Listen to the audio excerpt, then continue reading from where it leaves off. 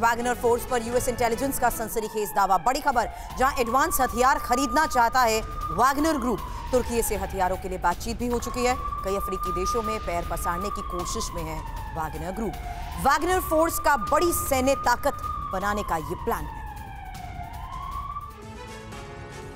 इस बात का खुलासा तो पेंटागन के उस डॉक्यूमेंट से हो चुका है जो अब पूरी दुनिया के सामने है। पेंटागन डॉक्यूमेंट में दावा किया गया था कि रूस ने तुर्की से हथियार खरीदने की तैयारी की है। अब अमेरिका से ही रिपोर्ट आ रही है कि रूस तुर्की से ये हथियार लेकर पहले वैगनर आर्मी को देगी, उसके बाद उसे रूस लाया जाएगा। वैगनर फोर्स पर यूएस इंटेलिजेंस ने खुलासा करते हुए ये दावा किया है कि इसके लिए जरूरी बातचीत भी हो चुकी है, क्योंकि वैगनर ग्रुप अब कई अफ्रीकी देशों में अपने पैर पसारना चाहता है।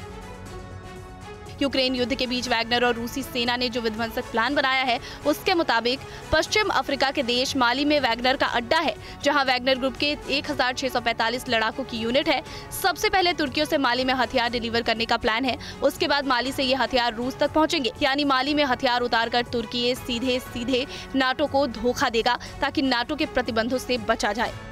पेंटागन डॉक्यूमेंट की इस रिपोर्ट में इसलिए भी दम नजर आता है क्योंकि फरवरी में वैगनर डेलीगेशन तुर्की के अधिकारियों से मिल चुके हैं।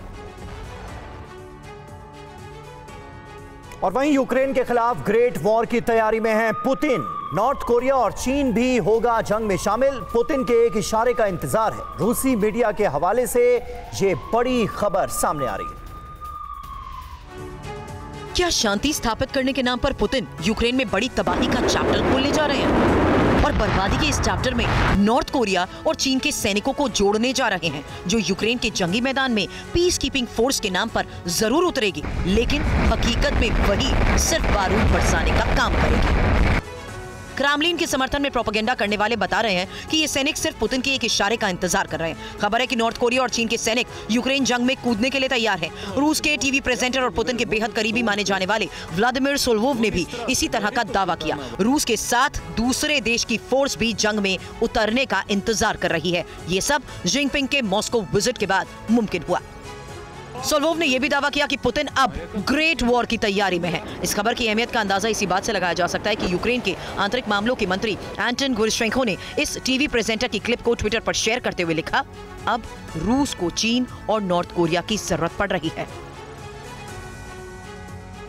रूस यूक्रेन जंग के बीच नेटो की सबसे बड़ी वॉर ड्रिल की जानकारी मिल रही है। 10,000 सैन्य बलों के साथ नेटो की ड्रिल हुई है। यूएस नेशनल गार्ड की ओर से इस बात का ऐलान किया गया है। अमेरिका समेत 22 देश इस मेगा ड्रिल में शामिल होंगे। रूस के खिलाफ नेटो ने अपनी मेगा वॉर ड्रिल का ऐलान कर दिया। वैसे तो नेटो इस ड्रिल के जरिए अपनी हवाई ताकत आंकना चाहता है, लेकिन रूस यूक्रेन जंग के दौरान होने जा रही इस जंग का एक ही मकसद है, रूस को अपनी ताकत का एहसास दिलाना।